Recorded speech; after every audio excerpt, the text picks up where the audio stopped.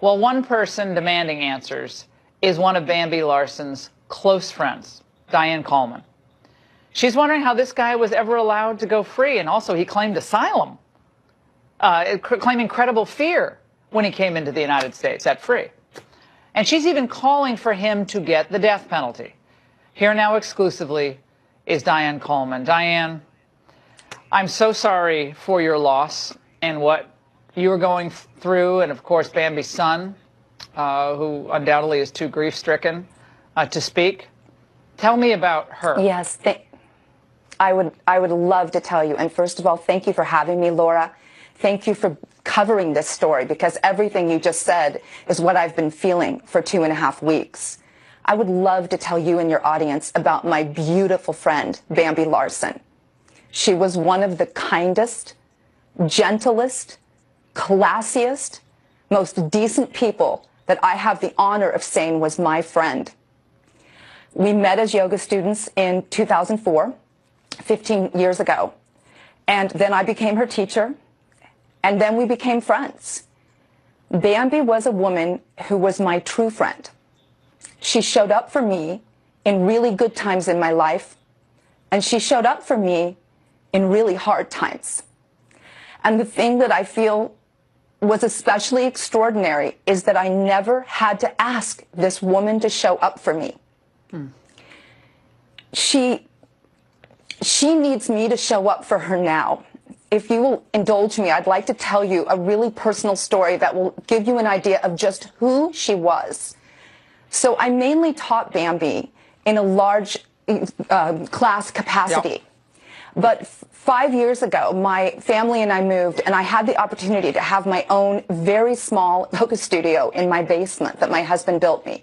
And I will tell you, Laura, I could not beg, borrow, or steal to get people to come to class. And I was a woman who had thousands of yoga students. So what did she do? For you? Except for Bambi Larson. So Bambi Larson came to my home studio 2 times every week. Now that's nice enough, right? But she actually had this incredible decency to email me and register online for every class she took. Yeah. And she would ask in those emails if I might have space for Bambi Larson. Yeah, so she was a true that? friend. Yeah, no, she's a true friend. She cared about She was a someone true friend. And it's hard to find that. But I have to ask you to speak for her. If you could say one thing to these county officials that were trying to pass the blame to a government agency that had 9 times requested that this guy be held until they could pick him up and get him processed out of the country. They never turned him over. What's your message to those local officials tonight? I'm happy to speak for Bambi. Shame on you. You have blood on your hands. There's no reason this beautiful, incredible human being should have been butchered the way that she was, in her own bed, in her own home, defenseless as she could be. And what I was trying to finish, Laura, was to tell you that what Bambi did for me in 2014 and 2015 is she restored my dignity at a time in my life where it had been stripped for other reasons. Yeah. I'm here tonight to restore hers because she was killed, she was murdered in the most undignified way possible. And that is not okay with me. And I don't want to hear that she is a one-off. I don't want to hear the buck being passed from one department to the next. I want people to know this was a real person who deserved to be safe in her own bed. She was law-abiding. She was a tax-paying citizen. She was a homeowner. She was a mother. She would have loved to have become a grandmother. She was incredible. She was as good as she looks in the photograph that I have provided for you. She has that. She has that warm. Yeah, she has that face. You could just tell. She just exudes. You can see in the photo. You know, photos tell you. She just exudes. She does, Laura. Happy, nice person, which you can see. Happy. I have to ask you. I have to ask you about the sanctuary policies that allow this kind of thing to continue in the state of California.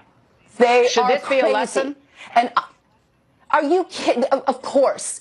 And the best part about being on your show is I want President Trump's ear, and he is my president. And I'm proud to call him that. And there are good-hearted Californians who think this is crazy. Immigrant friends of mine among them who think this is crazy, because it is. People tell me that I'm courageous to speak. This is not courage. This is a right and wrong. And there is no, it's absolutely black and white. Now, this is It's common beyond sense. common sense. All right, If you've Diane. been raised by good parents. Diane, we're out of time. Yes. But we're going to follow this story. Okay. I'm sure we're going to have you back. Diane Thank you. And my message is, please, President Trump, I beg of you, keep us safe. This is insane. And I will not stop speaking up for Bambi Larson. Diane, thank you very much. Thank you.